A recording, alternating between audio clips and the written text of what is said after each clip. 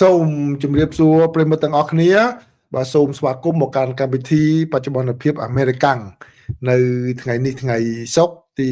23ខែមករាឆ្នាំ2026មកនៅក្នុងប្រទេសកម្ពុជាគឺថ្ងៃសៅរ៍ទៅហើយណា24មករាឆ្នាំ2026ដែរចឹងនៅក្នុងកម្មវិធីបច្ចុប្បន្នភាពអាមេរិកាំងខ្ញុំនាំយកនៅព័ត៌មានចំនួន5សំខាន់មកជម្រាបជូនប្រិយមិត្តទាំងអស់គ្នាដើម្បីជាចំណេះដឹងព័ត៌មានទី1នេះគឺកំពុងតែមានការព្រួយបារម្ភនឹងការរៀបចំយ៉ាងខ្លាំងនៅក្នុងតំបន់ភាគខាងកើតនៃសហរដ្ឋអាមេរិកគឺតាមការដឹងគឺមានព្យុះទឹកកកដែលធំមិនធ្លាប់មានដែលនឹងបកប៉ះចំសហរដ្ឋអាមេរិកនៅចុងសប្តាហ៍នេះហើយនឹងបន្តរហូតដល់ថ្ងៃច័ន្ទហើយអាចនឹងប៉ះពាល់ទៅដល់ពលរដ្ឋអាមេរិកាំងជាង230លាននាក់បាទលោកលៀងក៏មិនអ្នកនៅខាងកាលីអ្នកនៅខាង Massachusetts ហ្នឹងគឺក៏មិនរួចខ្លួនដែរណានៅខាងហ្នឹងបាទ Florida Texas ហ្នឹងមកនឹងចំអស់ហើយចឹងឥឡូវនេះមានការត្រៀមលក្ខណៈខ្លាចដាច់ភ្លើងដាច់អីហើយនឹងព្រិលក្រាស់ផងដែរព័ត៌មានទី2គឺនៅក្នុងរដ្ឋ Minnesota បាទនៅក្នុងទីក្រុង Minneapolis គឺមានការតវ៉ាយ៉ាងខ្លាំងដោយកំណត់យកថ្ងៃសុក្រនេះគឺជាថ្ងៃតវ៉ាទ្រង់ទ្រាយធំដោយមានហាងនានាបានបិទទ្វារដើម្បីប្រឆាំងនឹងប៉ូលីសអន្តោប្រវេសន៍ ICE ហើយមានខាងអ្នកកាន់សាសនាអាចារ្យក៏ចូលរួមតវ៉ាផងដែរហើយបើតាមសេចក្តីរាយការណ៍គឺប៉ូលីសបានចាប់អាចារ្យដែលជាមេដឹកនាំសាសនាហ្នឹងអស់ប្រមាណជា100នាក់ដែរដើម្បីយកទៅអប់រំពីព្រោះរារាំងការអនុវត្តច្បាប់របស់ប៉ូលីសអន្តោប្រវេសន៍ ICE ហើយព័ត៌មានទី3នេះគឺលោកប្រធានាធិបតី Donald Trump បានព្រមានឲ្យដឹងថាឥឡូវនេះសហរដ្ឋអាមេរិកបានបញ្ជូនកងនាវាបាទចម្បាំងឆ្ពោះទៅប្រទេសអ៊ីរ៉ង់ហើយបាទក្នុងគណៈពេលដែលមានសេចក្តីរាយការណ៍ថាអ្នកដែលស្លាប់នៅក្នុងការតវ៉ាកន្លងមកនេះគឺឡើងទៅដល់5000នាក់ហើយនេះបើយោងតាមសកម្មជនបាទន័យថាជាចំនួនដែលគេអាចបញ្ជាក់បានក្នុងពេលកន្លងមកគឺមានថាជាង10000នាក់ហ្នឹងគឺអ្នកដែលគេទៅបានចាប់ខ្លួនយកទៅក៏ប៉ុន្តែមិនទាន់ដឹងជោគវាសនាយ៉ាងណានោះទេហើយព័ត៌មានទី4នេះគឺមានការជួបប្រជុំត្រីភាគីដែលមានខាងរុស្ស៊ីអ៊ុយក្រែនសហរដ្ឋអាមេរិកដើម្បីរៀបចំយ៉ាងណាឲ្យមានបទច្បាញ់គ្នាហើយនឹងការកសាងប្រទេសអ៊ុយក្រែនក្រោយពីសង្គ្រាមកិច្ចប្រជុំនេះគឺនៅក្នុងទីក្រុងអាប៊ូដាប៊ីនៅក្នុងប្រទេសអារ៉ាប់រួមដែលរៀបចំចាប់ដើមតាំងពីថ្ងៃសុក្រនេះហើយអាចនឹងបន្តរហូតដល់ថ្ងៃសៅរ៍ស្អែកទៀតហើយនឹងព័ត៌មានចុងក្រោយគឺខាងយោធាសហរដ្ឋអាមេរិកបានឲ្យដឹងថាខាងយោធាបានវិប្រហារតាមអាកាសគឺកំទេចទូកមួយទៀតដែលសង្ស័យថាដឹកគ្រឿងញៀនសម្ដៅមកសហរដ្ឋអាមេរិកការវិបាញ់កំទេចនេះគឺនៅចំសមុទ្រប៉ាស៊ីហ្វិកតំបន់ប៉ែកខាងកើតហើយបានសម្លាប់ជនសង្ស័យដែលជាអ្នកជួញដូរថ្នាំញៀនអស់ចំនួន2នាក់ដែលនេះជាការវិប្រហារលើកទី1ចាប់តាំងពីការចាប់ខ្លួនលោកនីកូឡាស់ម៉ាឌូរ៉ូប្រធានាធិបតីនៃប្រទេសវេណេស៊ុយអេឡាបាទនេះជាព័ត៌មានសំខាន់ដែលខ្ញុំរៀបចំជូនសម្រាប់ប្រិយមិត្តទាំងអស់គ្នាហើយខ្ញុំសង្ឃឹមថាប្រិយមិត្តបានមើលវីដេអូដែលខ្ញុំបានរៀបចំជូនតាក់ទងជាមួយនឹងក្រុមប្រឹក្សាសន្តិភាពដែលលោកប្រធានាធិបតី Donald Trump លោកបានប្រកាសកាលពីថ្ងៃប្រហោះម្សិលមិញបាទអញ្ចឹងបើសិនជាបានមើលហើយនៅចុងម៉ោងខ្ញុំនឹងផ្ដល់ជាយោបល់គំនិតខ្លះតើកម្ពុជាគួរចូលរួមឬយ៉ាងណាដែលមានប្រិយមិត្តបានសួរជាច្រើនព័ត៌មានទី1នេះគឺជារឿងដែលនឹងកើតឡើងនៅក្នុងសហរដ្ឋអាមេរិកនៅចុងសប្តាហ៍នេះគឺខ្យល់ព្យុះនៅក្នុងរដូវរងាដែលនឹងមានទឹកកកយ៉ាងខ្លាំងដែលគេយល់ថាអាចនឹងមានការបំផ្លាញយ៉ាងច្រើនផងដែរគឺនឹងធ្លាក់នៅចុងសប្តាហ៍នេះដែលប៉ះពាល់ទៅដល់ពលរដ្ឋអាមេរិកតាមមើលទៅប្រហែលជារហូតដល់230លាននាក់ឯណោះជាង230លាននាក់បាទនេះគឺជាព្យុះគេហៅថាជាប្រវត្តិសាស្ត្រហើយដែលនឹងមានលក្ខណៈបំផ្លាញដោយទឹកកកនឹងខ្លាំងដោយសារតែព្រិលធ្លាក់ឡើងហើយ រដ្ឋដែលចំនោះគឺមានចំនួន34រដ្ឋនៅទូទាំងសហរដ្ឋអាមេរិកតែម្ដងគឺហើយនៅបន្តរហូតដល់ថ្ងៃច័ន្ទអញ្ចឹងតំបន់ប៉ះពាល់រដ្ឋទាំង34នោះគឺមានទាំងរដ្ឋដែលនៅភាគខាងត្បូងប្រទេសអាមេរិកហ្នឹងគឺដូចជានៅ Texas នៅ Florida ហ្នឹងប៉ះហើយបាទនៅរដ្ឋភាគកណ្ដាលសហរដ្ឋអាមេរិកនិងនៅភាគពាយ័ព្យរបស់សហរដ្ឋអាមេរិកបាទក្នុងនោះគឺមានការត្រៀមលក្ខណៈដើម្បីទប់ទល់នឹងការដាច់ភ្លើងផងដែរបាទនេះបើតាមការព្យាករណ៍អតុនិយមបានឲ្យដឹងថាការមានព្យុះទឹកកកដែលមានលក្ខណៈធំជាប្រវត្តិសាស្ត្រហើយនឹងប៉ះពាល់តំបន់ជាច្រើននេះគឺកំពុងតែចាប់ផ្ដើមហើយដែលប៉ះដំបូងគឺនៅតំបន់ភាគខាងត្បូងដែលមានទឹកកកបាទដែលមានទឹកកកហើយនឹងព្រឹកធ្លាក់យ៉ាងខ្លាំងដែលធ្វើឲ្យប៉ះពាល់តំបន់ជាច្រើនហើយខ្យល់ព្យុះនេះក៏នឹងនាំឲ្យមានគ្រោះថ្នាក់ទៅដល់ការធ្វើដំណើរអស់រយៈពេលជាច្រើនថ្ងៃផងដែរចឹងបានន័យថាយន្តហោះនានាក៏ត្រូវតែផ្អាកសកម្មភាពពីព្រោះឲ្យត្រូវរៀបចំបោសសម្អាតនៅតាមផ្លូវហោះហើររបស់យន្តហោះហ្នឹងហើយធ្វើឲ្យប៉ះពាល់ទៅដល់អ្នកធ្វើដំណើរអញ្ចឹងហើយគឺគេមានការប្រយ័ត្នជាពិសេសមានការត្រៀមទឹកអំបិលសម្រាប់បាចទៅលើទឹកកកឲ្យជាដើមដោយសារតែមានការកកទឹកកកដែលវិទ្យានោះផងដែរគេដាក់ឈ្មោះព្យុះព្រិលថាឈ្មោះថាព្យុះព្រិល Fern នេះបើយោងតាមស្ថានីយ៍អាកាសព្យាករណ៍ឧតុនិយមដែលបានឲ្យដឹងហើយបើយោងតាមក្រុមអ្នកព្យាករណ៍ឧតុនិយមហ្នឹងគឺមានប្រជាពលរដ្ឋហ្នឹងគឺច្រើនដែលនឹងរងផលប៉ះពាល់ហើយគឺមានទឹកកកបាទទឹកកកហ្នឹងគឺនៅតាំងពីនៅរដ្ឋ Arizona ហ្នឹងក៏ប៉ះពាល់ដែរបាទនៅខាង New England South England ហ្នឹងក៏ប៉ះពាល់ច្រើនផងដែរហើយរហូតដល់តែព្យុះទឹកកកនេះបានចប់បើយោងតាមផែនទីដែលគេបានបង្ហាញហ្នឹងគឺមានទឹកកកហ្នឹងអាចនឹងកើនឡើងច្រើនទៅតាមតំបន់ខ្លះក៏យ៉ាងហោចណាស់ក៏មានកំណត់ទៅជាទឹកកកមកទឹកកកតែម្ដងទឹកកកដែលរឿងហ្នឹងគឺចង្អល់ណាស់ក៏ជិត1អ៊ីងដែរបានន័យថាបើទឹកកកកម្រាស់ហ្នឹងហើយគឺពីនៅលើព្រិលទៀតគឺបើសិនជាបើករថយន្តអាចនឹងរអិលអញ្ចឹងហើយគេត្រូវប្រយ័ត្នប្រយែងយ៉ាងខ្លាំងបើអញ្ចឹងនៅតាមរដ្ឋនានាគឺមានការទិញអាហារត្រៀមទុកមានការទិញអំបិលសម្រាប់បាចនៅមុខផ្ទះផងដែរអញ្ចឹងអ្នកនៅខាងសហរដ្ឋអាមេរិកដែលនៅតំបន់ចំហ្នឹងគឺសង្ឃឹមថាប្រិមិត្តអាចហ្នឹងបាទទិញអាហារអីទុកសម្រាប់ត្រៀមខ្លួនពេលដែលព្យុះនេះមកដល់នៅចុងសប្តាហ៍នេះនៅតាមសាលារៀននានាគឺបានជូនដំណឹងពីការបិទសកម្មភាពនានានៅតាមក្រៅសាលាហ្នឹងចាប់ពីថ្ងៃស្អែកនេះថ្ងៃសៅរ៍នៅសហរដ្ឋអាមេរិកហ្នឹងគឺអត់មានសកម្មភាពអីទេខ្លាចមានបញ្ហាគ្រោះថ្នាក់កើតឡើងបាទហើយក្នុងពេលបទពិសោធន៍កន្លងមកពេលដែលមានព្យុះអញ្ចឹងទៅគឺនៅតាមហាងទំនិញនានាគឺមានប្រជាពលរដ្ឋទិញទឹកទិញអាហារហ្នឹងគឺថាអស់ពីលើ Shell ហ្នឹងហើយបាទលើធ្នើរហ្នឹងគឺថាទទេស្អាតតែម្ដងពលរដ្ឋអាមេរិកគាត់ទិញពីព្រោះអីពេលដែលព្យុះអញ្ចឹងទៅគឺដាច់ភ្លើងបាទដាច់ភ្លើងដាច់ហ្គាសអញ្ចឹងទៅគាត់អត់មានអីនឹងចម្អិនអាហារទេពីព្រោះអីពលរដ្ឋអាមេរិកខុសពី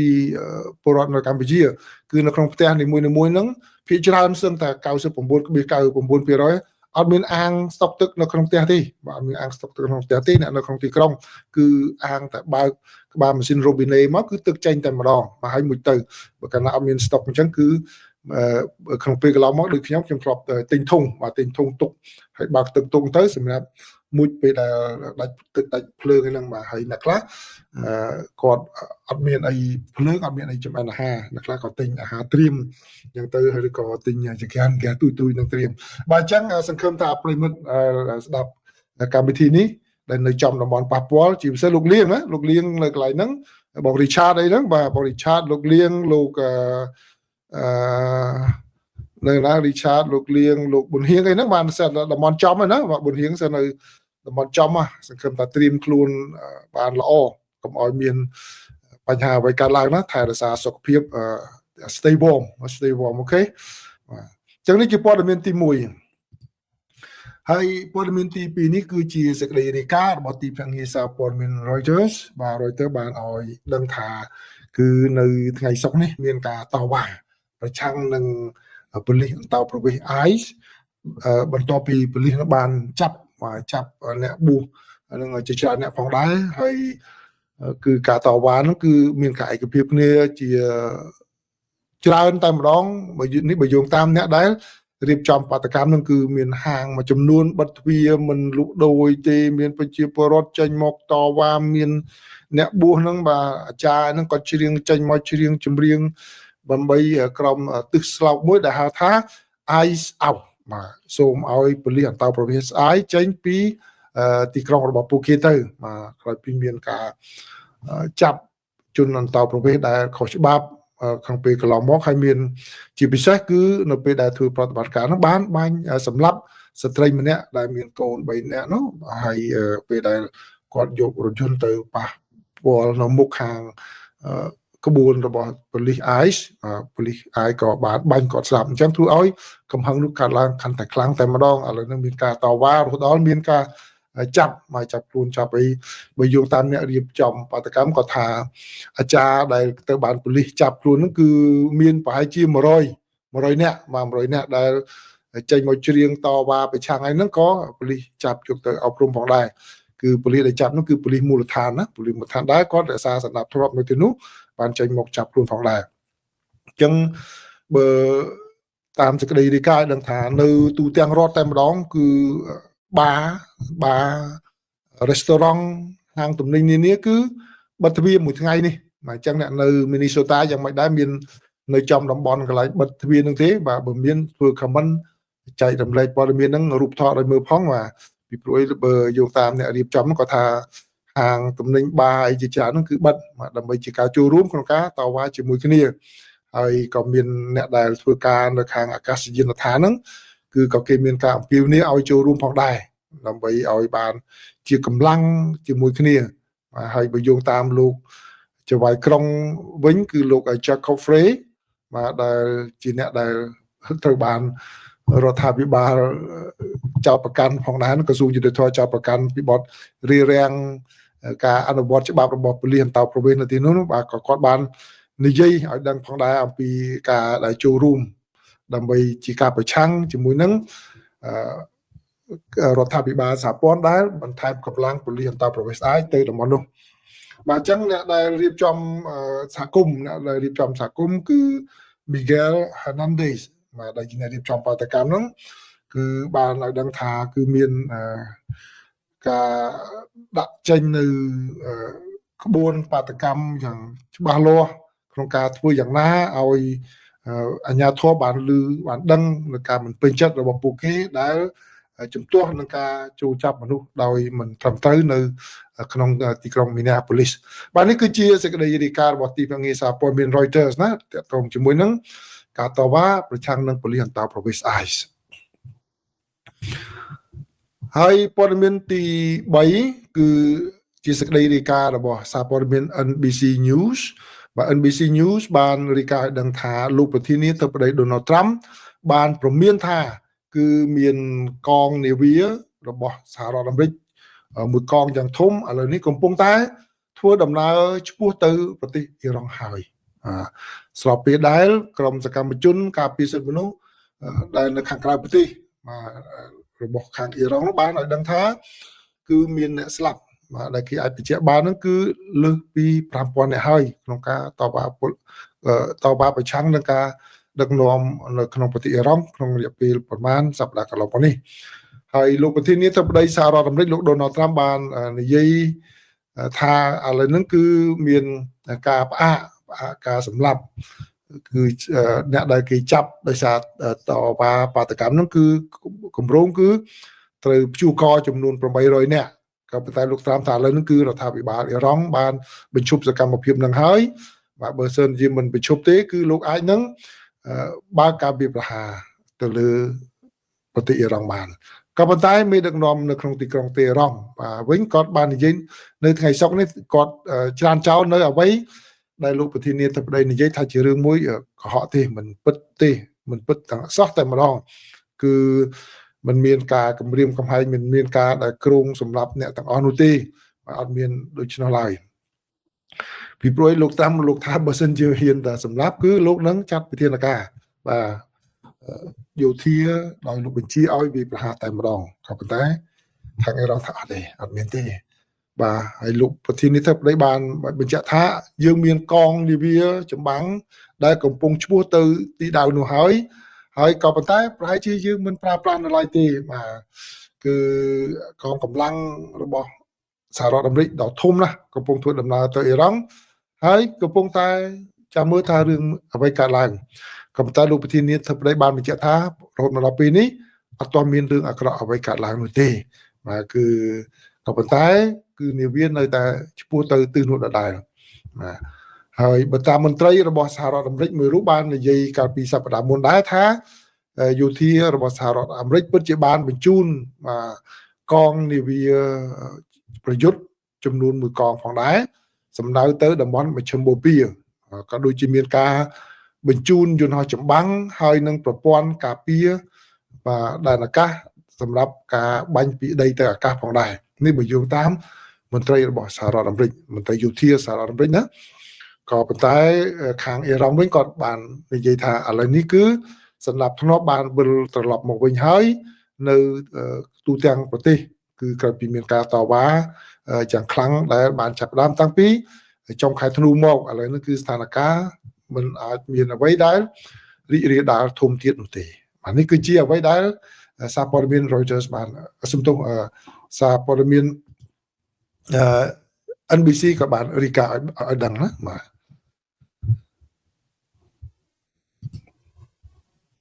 នៅក្នុងការវិវត្តមួយទៀតគឺមានការជួបប្រជុំគ្នាជាត្រីភាគីនៅក្នុងបាទមានការជួបប្រជុំគ្នាដោយក្រុមអ្នកចរចាណាដែលមកពីខាងប្រទេសរុស្ស៊ីប្រទេសអ៊ុយក្រែនហើយនិងសហរដ្ឋអាមេរិកគឺជួបគ្នានៅថ្ងៃសុក្រនេះនៅក្នុងទីក្រុងអាប៊ូដាប៊ីនៃប្រទេសអារ៉ាប់រួមណាដើម្បីពិភាក្សាគ្នារកវិធីដើម្បីបញ្ចប់សង្គ្រាមដែលនេះជាការជួបប្រជុំគ្នាដោយទល់មុខនឹងជាលើកដំបូងហើយចាប់តាំងពីមានការជំរុញដោយលោកប្រធានាធិបតី Donald Trump ឲ្យគ្រប់គ្រងផែនការរបស់លោកដើម្បីបញ្ចប់សង្គ្រាមនៅក្នុងប្រទេសអ៊ុយក្រែនដែលបានអូសបន្លាយមកដល់ពេលនេះគឺជិត4ឆ្នាំទៅហើយនៅក្នុងផែនការដំបូងប្រិមិត្តមួយចំនួនធ្លាប់ដឹងហើយគឺ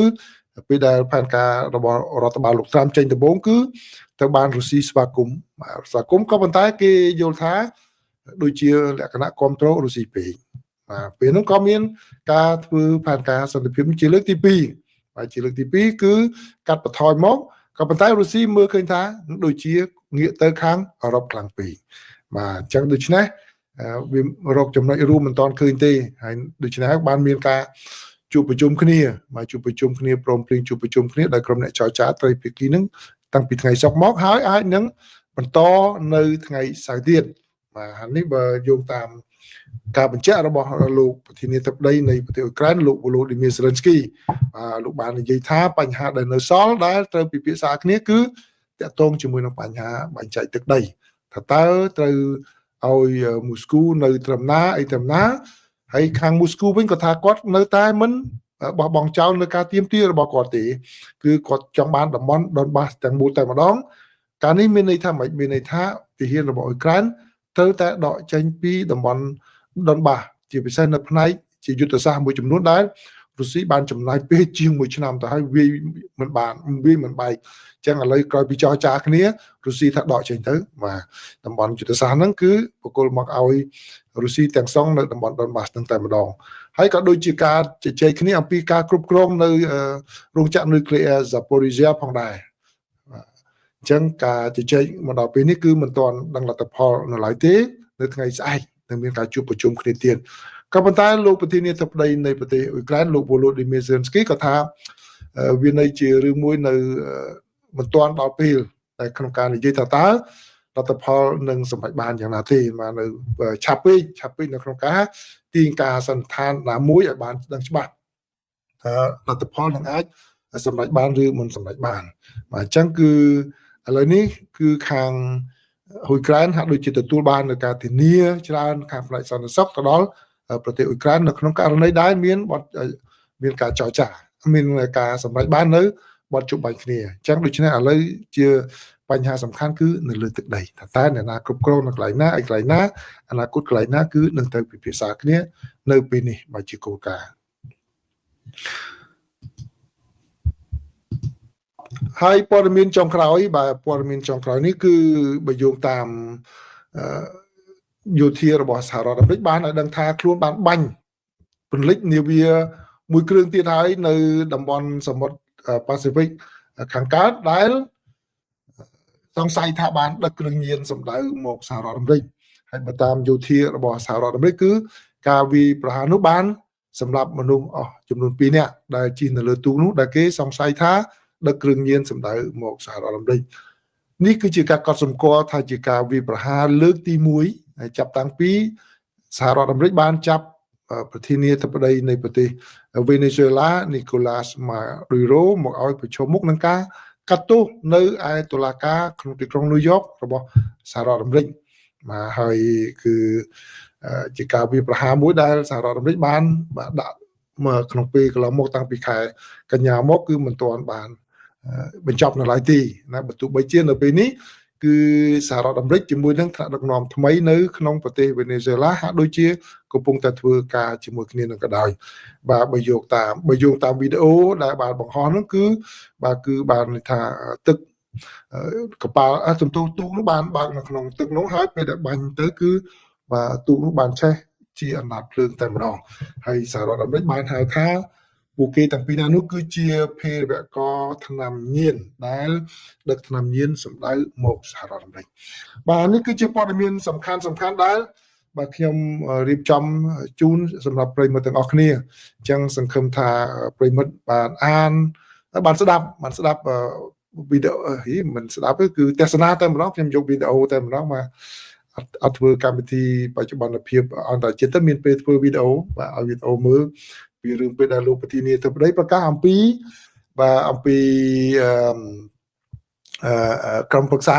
សន្តិភាពអញ្ចឹងសង្ឃឹមថាប្រិយមិត្តនឹងបានមើលហើយខ្ញុំនឹងបញ្យល់នៅពេលក្រោយ